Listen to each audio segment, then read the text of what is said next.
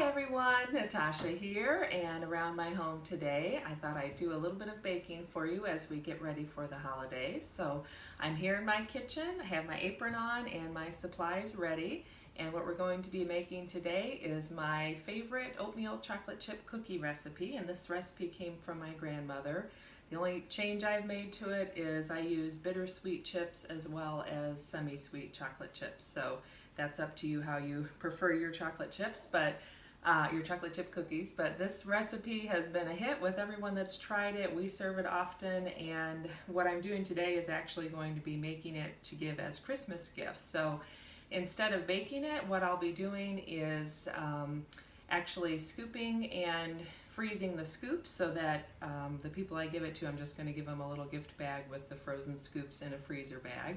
And that way it goes in the freezer and they have a treat they can make anytime. So even after all the holidays and gift giving and sweets are done and gone and we're into the dead of winter, then we have something sweet to eat. So, all right, we're gonna start out with the basic recipe. I'm gonna do a single batch today. Typically I double it, and I usually use my mixer when I'm doing that, but today, to make it a little easier so you can see, whoops, my egg is rolling away, hold on.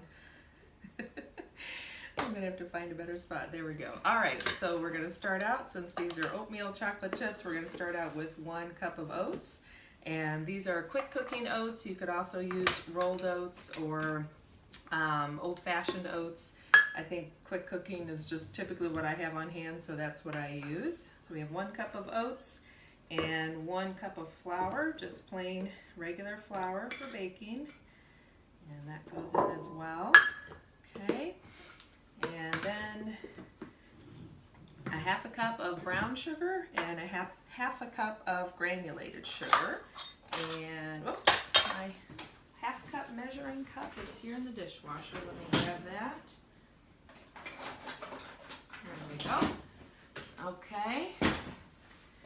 All right, so get out my brown sugar here. So hopefully you've all started getting ready.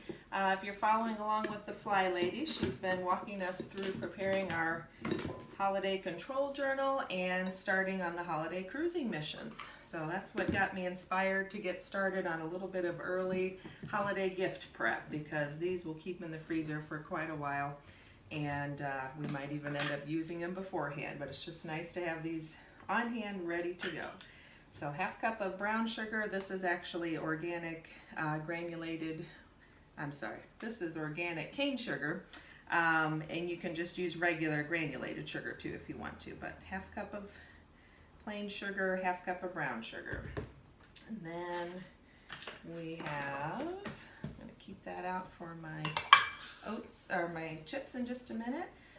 All right, and then we need a 1/2 teaspoon of baking soda or bicarbonate of soda, and a 1/2 teaspoon of salt. Just checking my recipe there, and I will put the recipe down in the description below, so you'll be able to find it there. Okay, and I'm just going to take actually my whisk here and just break up the brown sugar and mix all the dry ingredients together. And the chocolate chips we'll be adding at the very end, since they are usually not, they're not going to incorporate quite as well as everything else, so I just like to add those to the end. And get that all stirred in. Okay, that looks pretty good. And then we're going to add the wet ingredients. So here I have 1 stick of melted butter, and I typically use salted butter. I'm sure you could do it with unsalted, but I usually have salted around, so that's what I go with. And we're going to add to that 1 large egg, and this is a farm egg from my neighbor down the street. So there we are with that. And about a teaspoon of vanilla. I'm just gonna say that's about a teaspoon. I use a everlasting vanilla there, so I just top it off with either a brandy or maybe a spiced rum, and I keep a couple of vanilla bean pods in the jar, so I'm just always topping it off as I use it. So we'll just mix those liquid ingredients together, and then this all comes together pretty quickly. So we'll add that.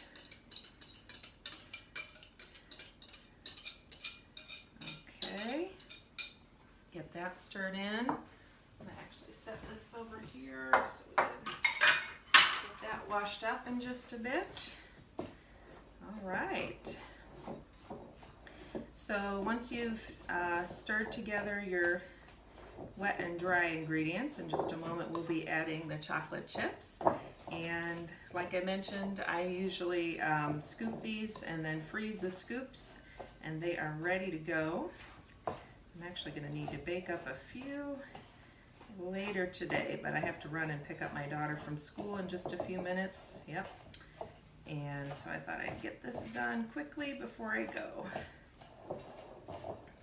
Okay, and if you hear some noises, it's a windy day out there, so it's kind of blowing around our trees, and the the walnut tree out back is tossing its walnuts all over, so sometimes we hear that. All right, so it's looking pretty good. Get that last little bit incorporated there, and this is a pretty dry mixture, so it's going to be kind of a crumbly dough. And especially if, you know, your egg is on the small side, or you have a little heavy hand with the flour, but I think that's looking all right there. Okay, now for our chocolate chips. So the recipe calls for 1 cup of chips, chocolate chips, and so I usually use almost a half cup of semi-sweet.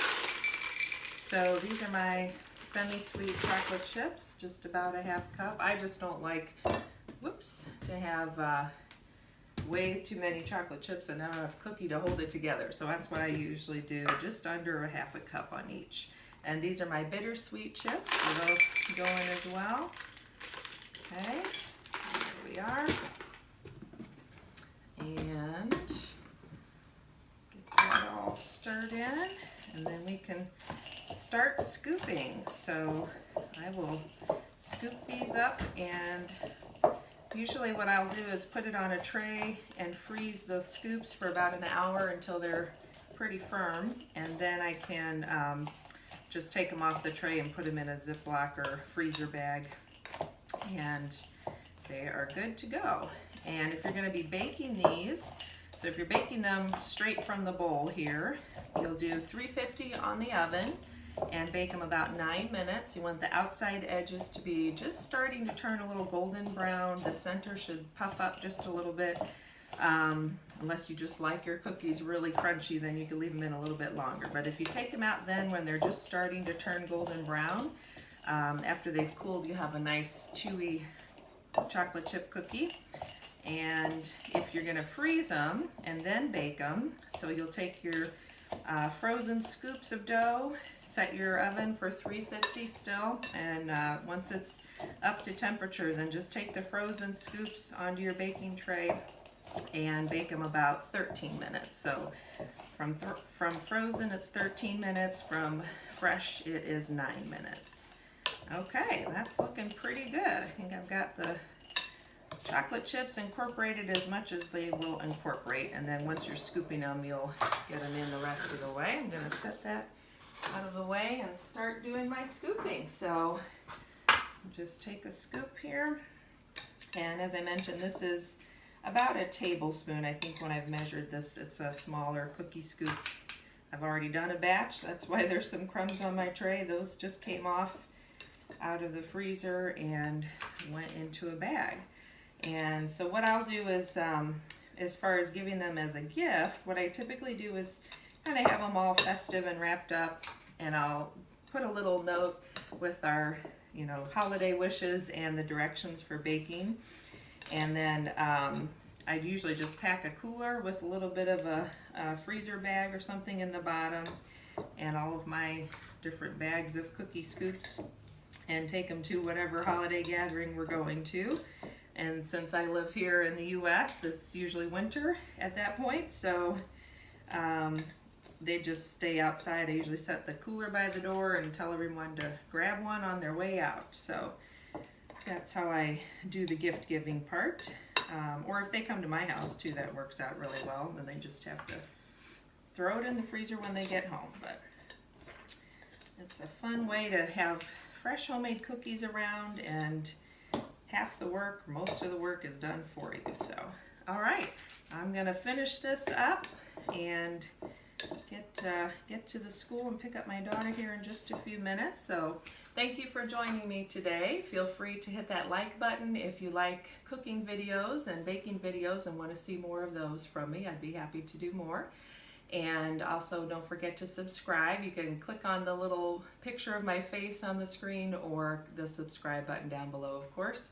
And that lets you know when I have new videos uploaded. I'll be coming to you soon with another decluttering video. And in the meantime, have a great day. Thanks for joining me, and I'll see you in the next one. Bye-bye.